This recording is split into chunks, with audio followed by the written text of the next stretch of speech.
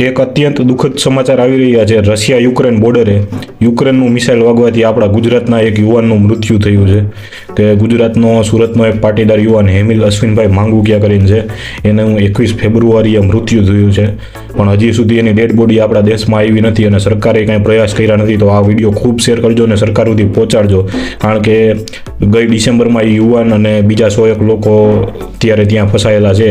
ગઈ ડિસેમ્બરમાં એ યુવાન રશિયા ગયો હતો અને રશિયા યુક્રેનમાં રશિયન આર્મીમાં એને ભરતી કરી લીધો હતો.